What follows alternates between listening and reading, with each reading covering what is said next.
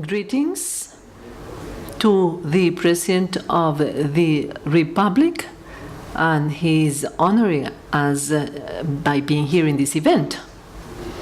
I want to thank as well the Financial Superintendent that has been all these days with us, the President of the Board of Directors of Fasecolda, and the President of Seguros Bolívar, Javier Suárez, friends from the insurance companies and intermediation that are with us in this event. I want to thank as well the speakers that are here present that has given the knowledge to this event. To the President of the Association of Trust Companies, Germán Arce, who is with us today. And if I forget, here I have the note of the protocol that I did not see, sorry. Well, today I'm not going to follow this. I have made some mistakes already that you have realized. President, almost I took the podium for my presentation, for my prior presentation, so I apologize for that mistake that I made. I'm going to read this text. I'm going to start by the topic of organ donation, to give life after life. And I start by stating that we have more than 2,500 people in Colombia that are waiting to get a donation from organ or tissue to give them a second opportunity in life or to recover their health. And this depends on the generosity of each of you and of the family members that at the time when we start this trip with no return will be donating our organs. This beautiful gift in two occasions has been for me. Since 2015, the insurance industry joined this campaign from the Ministry of Health. Under the logo, you can do it. You can do 55 miracles. In effect, this is the number, potential numbers of beneficiaries in each case. Although today, because of legal provision, we are all donors, but in many cases, the authorization of organs is affected because the family of the person that died will not facilitate this donation or the access of the paramedics that have to do the removal of organs during the reduced time after death, where these should happen. The way to solve this problem is by writing and indicating our family members the condition as donors. This is a very nice way of being immortal. I request those participating in this conference that I want to emphasize to my family members here present that we state our will to be donors so that our body that is no longer of use could be taken advantage of for the well-being of our fellow members, our fellow citizens.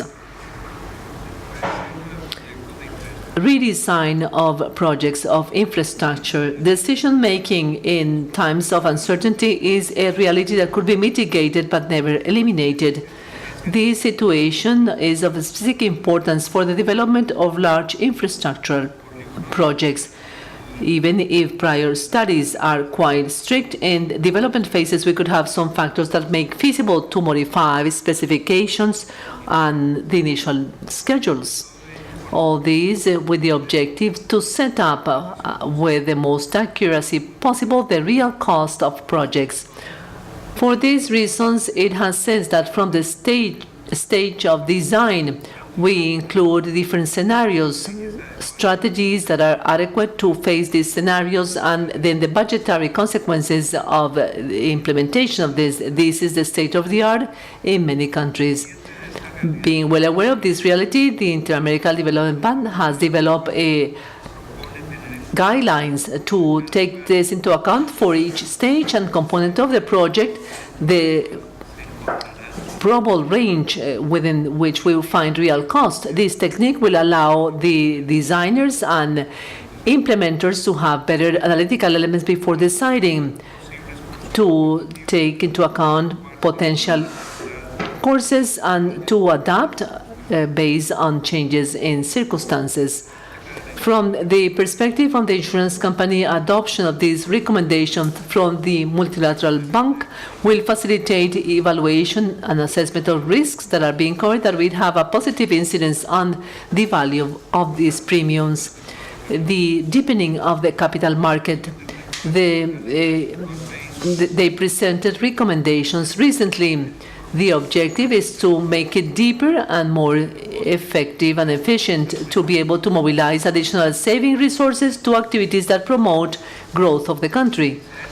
It has been well understood by the members of the mission that the portfolios of investment of insurance companies should be sensitive to the nature and duration of these different types of risks that they assume. This greater flexibility will allow us to have a whole range of possibilities for investment, and then we could match as well these liabilities. The establishment of rules for certain asset level of risk and socioeconomic factors assumes an important challenge for institutional investors. The proposal of developing the prudent type of investment approach as a benchmark to evaluate the behavior of the market will produce for these additional levels of freedom, but as well of responsibility. And it is right that this happens. It's important, the proposal, to try to include the retirement funds type of protection for disability and premature death. The present regulation that includes these expenses in a single percentage based on the quotation of the worker that is affiliated to this does not fulfill any criteria or objective. This decision has to be made under the principle of efficient cost in order to protect the contributors, to guarantee the ARPs and the insurance company adequate type of payments. We support the concept of the equity type of detriment so that those that manage resources from the state could optimize yields while at the same time they invest in the way it has been foreseen in the standards. The protection for those families that buy houses. They regulated the ministry, the guarantees that the constructor of new housing should have to protect the buyers of houses for 10-year period. Among these guarantees, we have these 10-year insurance that will protect the buyer of the house and the builder of the house. To the first one, it will give a sound backup to the investment, the most important investment of its life. And the second one, if we have the problem in the construction, they will be demolished by the authority, by the insurance company will pay because of contingencies that if there is no external guarantee will be in the hands of the capital of the construction company. It is relevant to mention that the insurance has a virtuous element that in few cases is mentioned. If you grant coverage, the company will support the construction process before it starts. It will have a team of experts that is independent for risk management, which is the objective that both the taker and the insurance company take into account. For construction business, for input providers, for those that buy new housing and the government itself, we would have enough supply of these insurance for every size builder in the different regions of the country. If, as it is obvious, we have the companies with presented good quality projects, the good competition will be translated in adequate premium vis-a-vis the risks that have been accepted and the coverage period that will be 10 years as stated. We have two main tasks, pending tasks in the hands of the Ministry of Housing that are needed for the insurance to be implemented and December 21, 2021 as the latest date. First is certification of the technical supervisor's accreditation. For this, we need to design and establish a test for the sufficiency of knowledge. Second, to create a public registry of this individual. The Ministry of Health has announced, or Housing has announced, the adoption of this type of measures, and it was stated by the president yesterday when he talked to us. Involved with the insurance that was adopted to protect Colombians that invest their savings in the dream of having their own houses, we emphasize our offer to facilitate among the different levels interested the adequate understanding of these rules. We do share the desire of our colleague Sandra Forero, president of Camacol, the idea that this new coverage should contribute to the progress of the many small builders that we have in the country. On the other hand, we need to state that we have been partners of the Ministry of Housing regarding the insurance and its policy. We supported the projects of housing, free housing or subsidized housing in the prior government, and we are today with full commitment vis-a-vis these semilleros of owners program and a home that is decent for the builders, as was mentioned. SOAT, which is a valuable insurance for Colombians for traffic accidents, for 31 years has guaranteed resources to take care of victims in traffic accidents. More than 5 million Colombians have been taken care of by the SOAT in the last decade. The solidarity component of the system becomes materialized in two dimensions. First, granting subsidies to the owners of motorbikes and of public buses. The second is through the transfer of 42% of the rate to the health system. This is significant data. In the last year, 1.6 billion pesos were collected for this objective by insurance companies. Unfortunately, a valuable system such as this one for protection of the health of the victims is facing threats in its sustainability. I'm referring to the very high rate of accidents that official figures do not present with accuracy, fraud because of simulation of coverage and the provision of clinical services, and the evasion of this insurance that is over 40% in the case of cars that are in the roads. For this concept, I want to emphasize the healthcare system is losing about 1.4 trillion pesos a year. Ministry of Transportation and Health, the Superintendency, Health and Financial Superintendency, and the National Security Agency for the roads are acquainted with these problems, and they are working, designing policies for solving these problems. Maybe this meeting of the insurance industry will be the time for the higher government to announce the adoption of some of these measures. Regarding existing problems, we have to add up the regulatory risk. In Congress, we have several initiatives to reduce the fees of those that do not have claims. These will represent 90% of the owners of cars that are registered. These discounts, if they were not compensated with higher contribution of those that are involved in a traffic accident, that is almost impossible, will make it very difficult to preserve this financial balance of the mechanism. At the same time, the increase in fees that is needed to finance these proposals will affect the users of motorbikes that account to those that have a lower acquisition power. This is something that will be even deteriorated with less resources to finance the health system.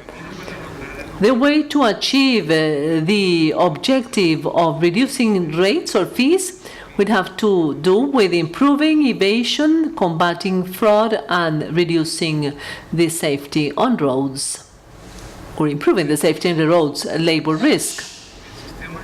The general system of labor risk that covers contingencies for labor diseases and labor accident is a factor that benefits the workers and the employers, and this is reflected in this favorable image among users and accounts to 88%. Breakthroughs achieved in work formalization thanks to reduction of these parafiscales, which has allowed us in the last 5 years to increase the participation of affiliated workers as a percentage of the population that is employed.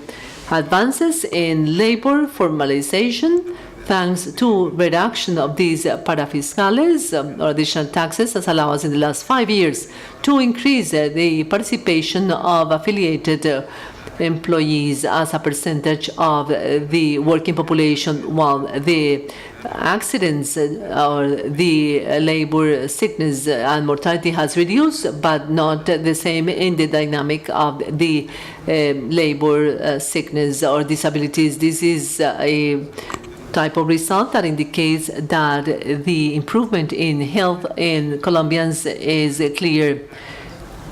We may need to change these kind of corrupt causes that exist to grant sick leaves and what we call the labor stability that is reinforce the negative effects of these practices. As you know, the Ministry of Labor have very negative effects on labor productivity and then the capability of entrepreneurs to increase real wages.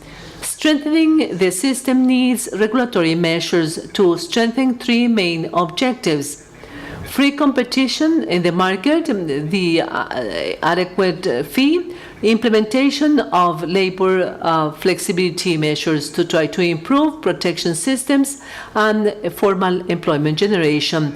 National Development Plan ordered to issue rules to avoid certain type of situations of risk concentration in some of the insurance companies that are part of the system. We cooperate with the Ministry of the Treasury, trying to have standards issued complying with these objectives. But we believe that we need to take care of the very high and unjustified cost of the collection of these fees and the need to update different type of categories of companies based on the risk that these companies generate. The present rules indicate that these exercises of updating will take place every 3 years. We have been 17 years without this to be implemented, and this is a cause of unfairness. Some companies pay a higher rate, others receive a privilege that is not justified. Implementation of the minimum bracket of social protection will be very convenient to facilitate both labor flexibility, creation of formal employment among the strategies of social inclusion, and mass insurance implementation by companies. We want to cooperate along these lines. Breakthroughs in insurance in the agricultural sector. Colombia could be a power in the global market of agriculture and livestock production because of the agricultural strength and the 40 million hectare agricultural frontier. By the agribusiness is facing risk, it adds value, managing biological assets that are highly vulnerable in the case of climate variables, physical variables, and market variables. Very scarce knowledge that exists in the country on this type of reality, and the very low culture of insurance in this environment explains the poor penetration in this type of insurance. Only we have 3% of the area planted protected with insurance. Given this situation, we want to think about the strategy 360 from the Ministry of Agriculture and Rural Development for mitigation of risk in the agricultural sector, within which the insurance plays a basic role, as has been shown by the approval of a budget of more than 80 billion pesos to support this incentive to the agricultural insurance during this year. the highest figure in the history of this incentive.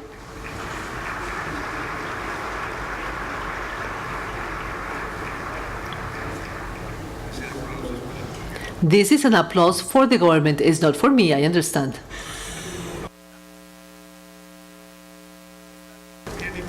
It is important that the National Development Plan has considered the possibility to ensure the manca gallin. In this case, we think that there is a possibility to give coverage, parametric coverage, a mechanism that is adequate to reduce the cost of operation and to have massive coverage that is used in other countries. These type of measures requires to have budgetary availability and incentives before the insurance companies could issue policies for loss of earnings. Experience indicates here and everywhere that regulations and provision of budgetary funds is a must to make more dynamic placement this type of protection, taking into account the cycles of different agricultural activities. The insurance company only is willing to assume the risk coverage prior the payment of the premium. The economic recovery. We see that we are in the process of recovery, and we see that this is one that have best performance in the region during this year. If we compare different forecasts presented by the International Monetary Fund in January 2019 with the past month of July, showed that growth expected in the region and of the countries included in this report was reduced in all cases, with the exception of Argentina, that is in a situation of recession. In the case of Colombia, according to the forecast of the IMF, we go from 3.3% growth to 3.4% growth, and a very important figure. In this context, then the recovery of the Colombian economy is explained by the dynamic of the internal demand that is pushed by household consumption and the increase in investment.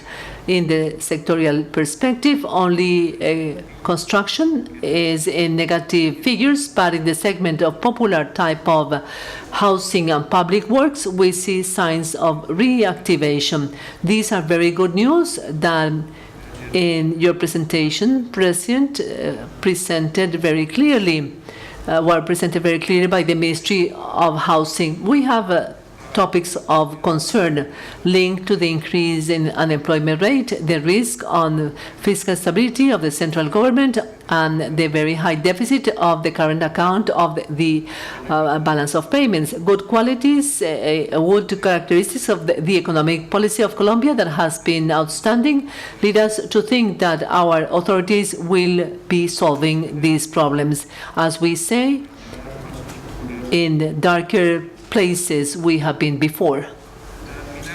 The solidarity of Colombia with the migrant population. We need to state that the government has been facing this humanitarian crisis produced by the Venezuelan migration. Thousands of people leave the difficult situation caused by the Maduro dictatorship. To have an idea of the scope of this exodus, Syrian migration that has caused lots of effects in Europe, reaches 5 million people in the last 5 years, distributed as migrants in different countries, while in the case of Colombia, we have had around 2.5 million Venezuelans in these 3 years. Even if we have powerful humanitarian considerations, Colombia has kept its doors open for people that flee, looking for a better life. Very high demand for health services, food, education, and housing needed to give this decent treatment to migrants are fiscal and logistical challenges that are quite large and has been assumed with success, in spite of the fact that international cooperation has not assumed their responsibility in this case. Our government continues providing support to migrants and is working in their incorporation to these programs of assistance and emergency. It is a must that the government continues with these policies, allowing migrants to survive the situation of difficulties. From a structural perspective, the challenge is to have full assimilation of this population in the productive activity and formal employment. We want to thank the authorities at national level and the solidarity of Colombians with the victims of this regime that has caused desolation in the Republic of Venezuela, our brothers from Venezuela, our sister country. We support the efforts that have been made to obtain support from the international community, especially from neighboring countries. It is not fair that while Colombia is making a very special effort, a very large effort, others people close their borders. Compliance with the commitments with Farc. The government grants importance to complying commitments that were established for more than 11,000 combatants of Farc that stopped using the arms and have reintegrated to civilian life. 3,500 of these former combatants are in the 24 areas of reincorporation, and together with their families, they add up to 50,000 members that are trying to re-establish life in legality. 98% of former combatants have bancarized and are part of the health system. More than 80% have affiliation to some type of retirement regime. We have 314 former combatants that have graduated as high school degrees to this pilot program of literacy promoted by the Ministry of Education, UNAD, and the Norwegian Council for Refugees. In Sena, we have 1,831 positions for training and work, and we already have 50% of these fully occupied. Regarding the President of the State in this territory, we have to emphasize the end of these 14 plans with territorial approach, the end of this approach. The PEDET, something that was pending, is an important achievement that benefits 170 municipalities more affected by this armed conflict. That it would be possible to take roads, build roads, water systems, communications, sewage, health, and education. This investment is needed for development to be generated in these municipalities so that they will not go back to this vicious circle of poverty and of violence. Before I finalize, greetings especially to the General Procurador, Attorney General of Colombia, who is with us. The superintendent made some announcements yesterday, and I want to reply briefly to his announcements by stating that we support with enthusiasm the higher degrees of freedom in the exercise of its functions provided to the insurance sector by demanding prudence and responsibility that are the needed counterpart. In this context, we applaud the decision of the supervisor to allow the interested companies in marketing a new area, a new sector, to start operating this under the compliance of certain conditions and without individual authorization type of procedures. These 10-year insurance will be compulsory, mandatory after February 2021, and we will promote this type of insurances. We thank as well this mass consumption selling could be done through the financial system channels as was done traditionally in the past. Dr. Castaño announced likewise adjustments in compliance and SOAT insurances standards in order to correct some problems that have been seen by the superintendency. We understand your main responsibility to try to protect consumers. We will be waiting your request to start a dialogue of preservation of sustainability in these areas, in these sectors. Mr. President Duque, as a result of your work in the Senate, we have a recent regulated act that tried to facilitate access to higher education through the partial use of these severance payments for educational insurance, and this will allow young people to have access to education, to higher education. The insurance companies that offer this type of insurances for education in different modalities have taken note of this valuable mechanism. Very soon, we are going to see results of this approach. I talked to the president some minutes back, and we said that we have around 360,000 people that are covered by this educational insurance. On a yearly basis, we have premiums that account to 500,000 billion pesos annually. And then we see that we have other companies that participate with these products that will allow, certainly, access to financing in higher education for lower income sectors that today are not included in this mechanism. John? I think, President, that is an honor for the insurance community to have you here again with us for the first time where you have been appointed as President of the Republic, because of affinity, intellectual affinity links that come from years back. It's my desire that your presidency will be successful.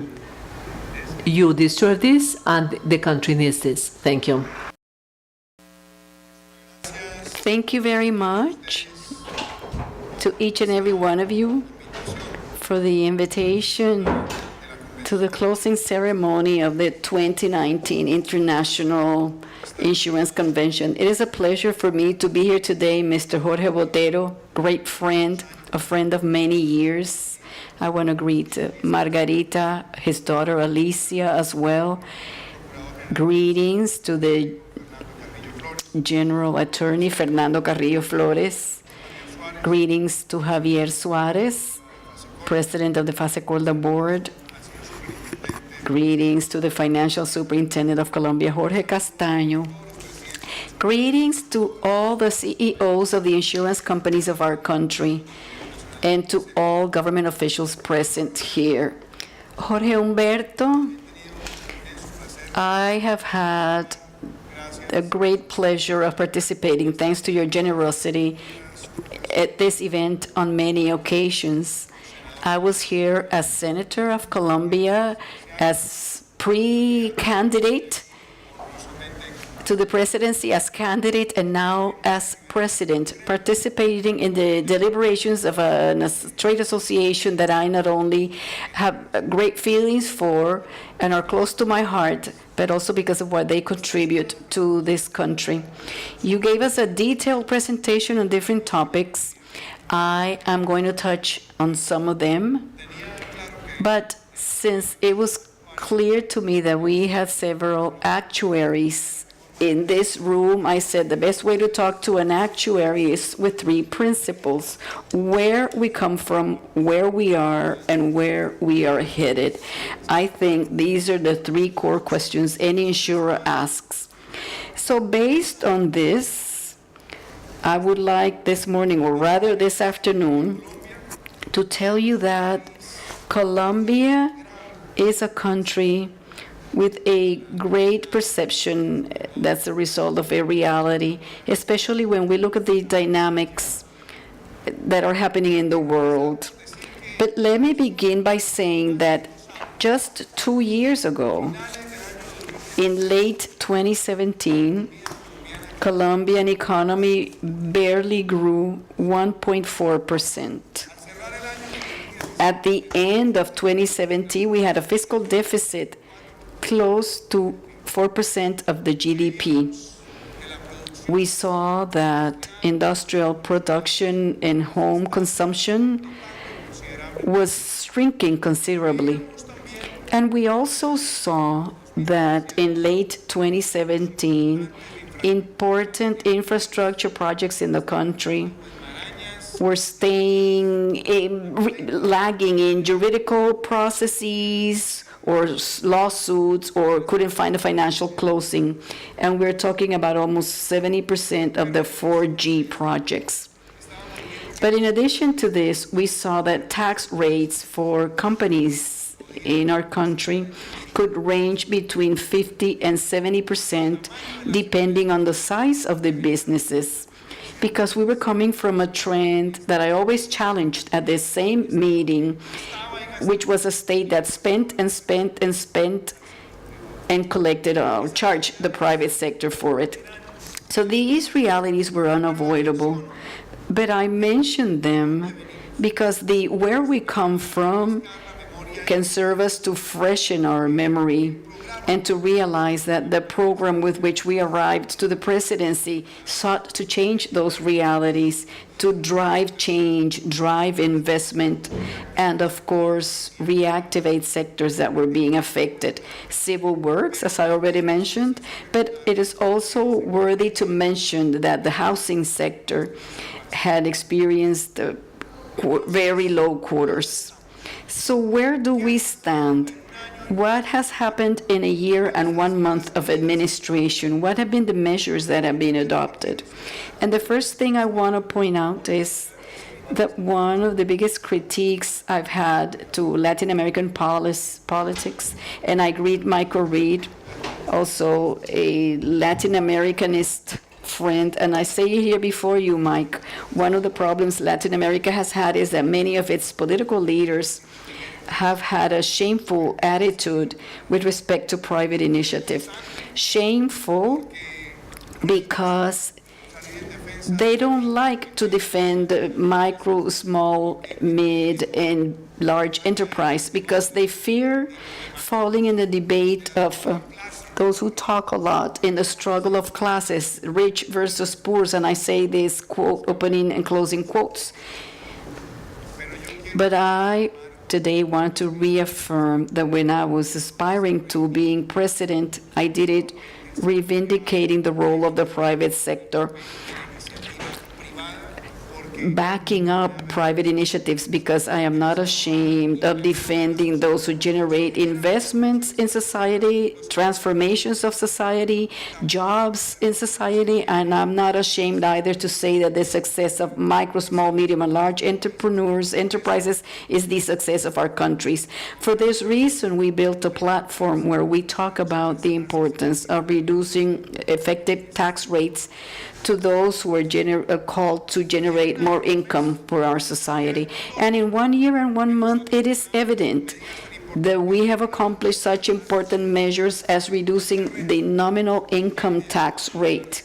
We've dismounted presumptive income tax, 100% deduction in VAT to capital investments, deductions of 50% on the ICA-ICA tax, setting into motion a simplified regime that allows to differentiate tax burdens depending on the size of companies, allowing in incentives to a certain number of dollars in investments, strengthening hotel activities in Colombia, assisting as well for the purchase of cargo vehicles in Colombia, which are showing results in our country.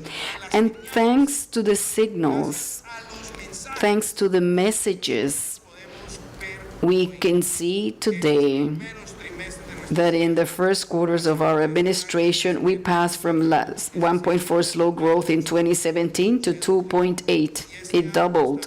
And this year, we're foreseeing growth above 3%, when in Latin America and the Caribbean, it is foreseen to grow 0.5%. This is a demonstration of where we are, but also an inspiration as to where we need to go. And let's add important things to this. Direct foreign investment in our country in the first semester this year exceeded 24%. Another strong message regarding the measures that are being adopted. In portfolio investments also is in our country. But let's add an additional element. Household consumption has been the highest in 44 months.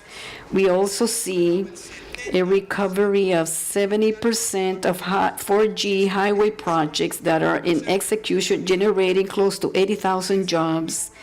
And the civil works sector is growing above 14%, one of the highest growth rates in recent years. But let's add one more thing, and it is that we closed 2018 with the best year for tourism in Colombia, more than 4.5 million visitors that are non-resident, and the highest occupancy rate in the last 15 years. Well, these figures will improve, and in fact are improving in 2019.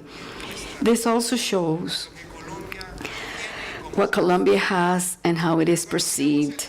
But when we look at where we came from and where we are, this also has to do with security and safety. Because many times there's testimonials that we allow to convert into urban legends or exaggerations in order to distort the reality of perception. There's no doubt that we have challenges, and there's no doubt about it. But let's also look at where we came from between 2015 and 2018 when our administration began. Unlawful crops rose from 60,000 hectares to more than 208,000. We had seen a constant growth in the last 17 years, the planted area. For the first time in 7 years, we put a stop to this exponential growth, and we've already had a reduced figure that we're not pleased with. That does not give us complacency in terms of public policies, but that we need to continue advancing with determination. In addition, when our administration began, homicides have been growing at 5% rates. This year, we've seen a reduction of 2%, and we want to lower it to 4%. To 1%, I'm sorry, to close this year with the year with the lowest homicides in recent years in our country. And add to it that crimes like kidnappings and others, we want to bring down to historical minimums. And all this happens, and we are not satisfied with this because every single day we have to seek something better. But in addition, and I link this to social policy, Mr. Jorge Humberto, in 1 year and 1 month, we have granted more subsidies in no down payment allowances for homes than in the last 4 years. In 1 year and 1 month, we already have close to 67,000 young people who are for free attending public education, and we will close the year with 80,000, and we will reach 334,000 by the end of our 4 years. We already have 146,000 young people who are graduating with dual degrees, something that I so much explained during the Fasecolda meetings that were aspirational. Today, they're a reality. We already have 20,000 small agricultural producers who are in the program Grow Your Crops and Sell Without Intermediations, with a long-term contract, with the lowest financing rate in the financial market in Colombia, and also with microinsurance. And hence, I could continue going on and on with so many accomplishments that, of course, lead us to always look for something better. There is the where we were coming from and where we are.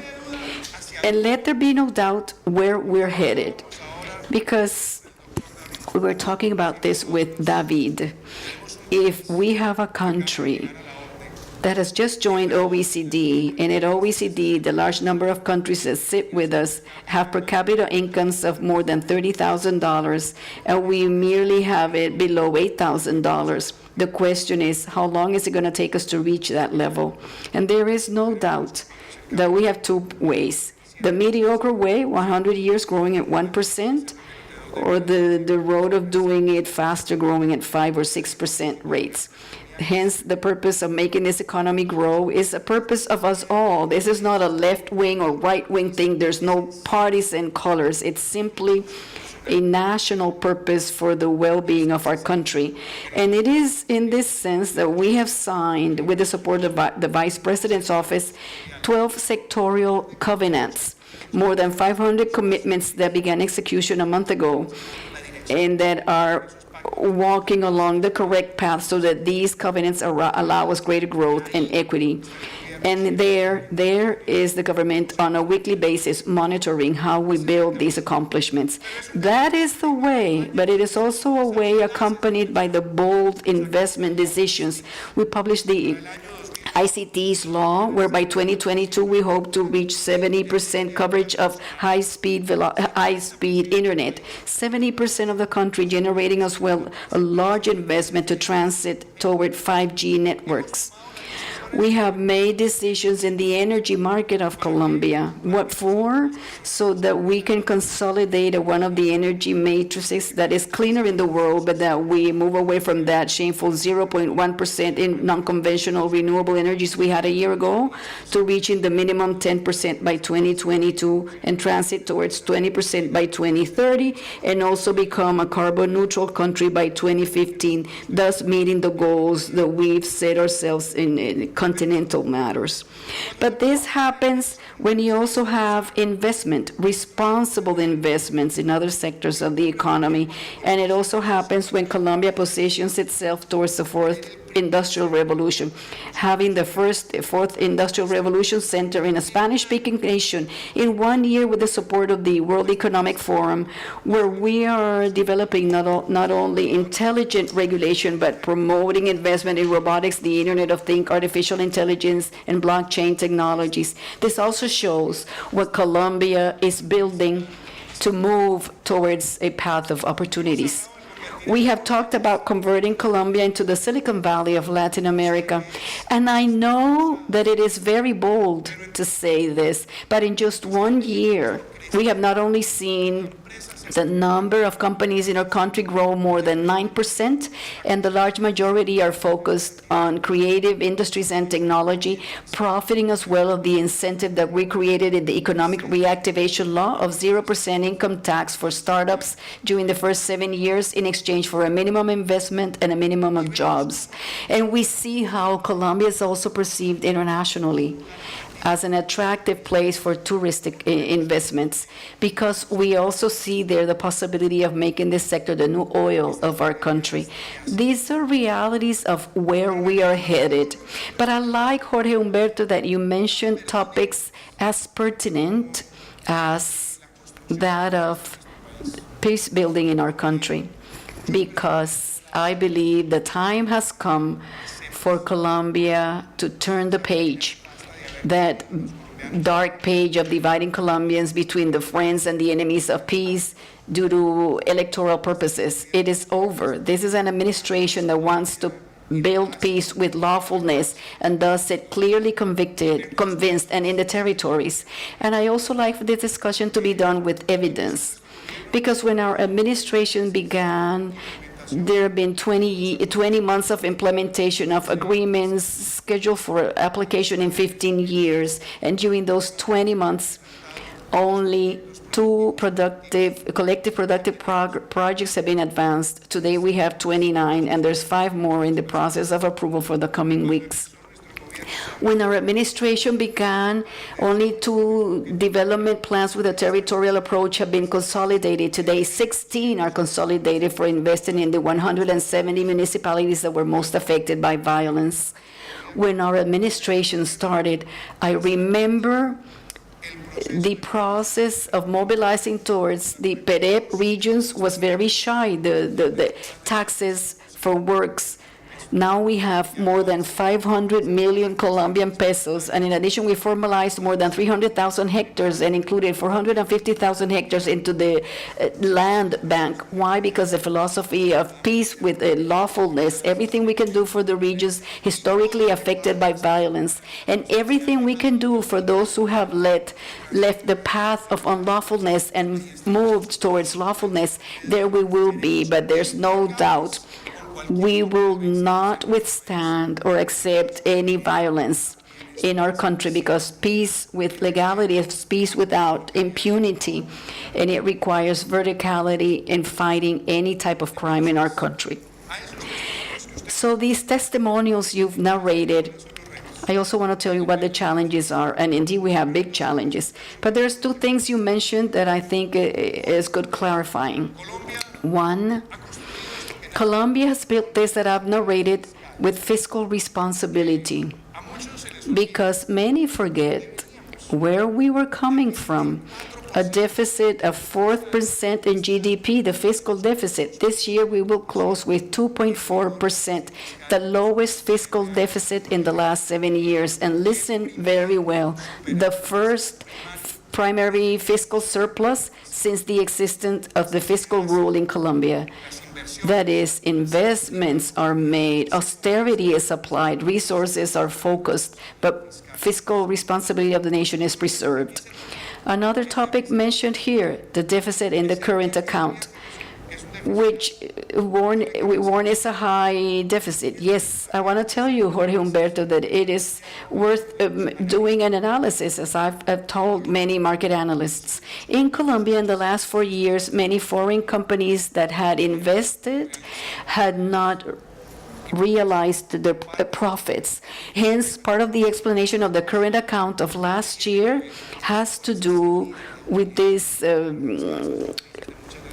exporting or submittal of profits from the companies here to their headquarters. And the third challenge, the biggest challenge that we have, but here we are to face it and tackle it. How? By recognizing where we're coming from. The labor markets seeing a downturn starting in 2015, and from there, unfortunately, it's been going down and down. And what triggered this? Deceleration of the construction sector for a long time, delays in civil works, technification, and of course the migration shock that now has close to 1.5 million brothers and sisters from Venezuela in our territory. The sum of all this creates challenges, but we're showing that we can overcome them. Not only have we signed the covenants, but we're accelerating the resources for approval for royalties. We take monies to the Colombian territories. We see how the civil works sector is being reactivated, construction as well in the mid-sector, in the subsidized sector as well, and we will be monitoring one by one the covenants, these covenants, so that they translate into improving our labor market. And then let me move on to the matter of this Congress, insurance specifically. I want to tell you that this administration believes in this sector, is committed to this sector, so much so that I would like to show what are the core pillars of transformation. Mr. Castaño, you have been working with our administration 1 year and 1 month. But you were also doing wonderful work in the prior administration, because in this administration we don't hesitate to recognize good work being done for those who are patriotic.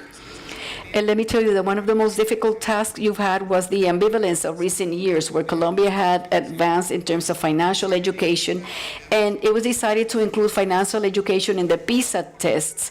But Colombia did so bad that it was decided to remove financial education from the assessment of the PISA tests, and someone who was at the Ministry of Education said financial education could not be done because that was education at the service of the banks. So short-sightedness. So we have a commitment today to get the approval, the success of this COMPES document for financial education in Colombia, so that it be understood that financial education is for the inclusion of services, for citizens to understand the power of savings, for citizens to as well have better capabilities to become bankerized, and through that way also build positive impact in society.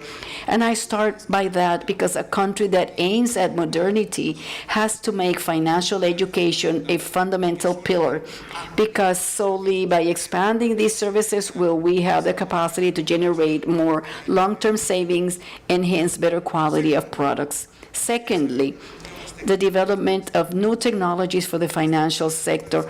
We are at portas of putting out the FinTech Compass document, Technologies for the Financial Sector. And third, and very important, also within this first framework, that we can accomplish that in our country exists what is called the sandbox, what is technically known as that flexible regulation to deepen in financial services.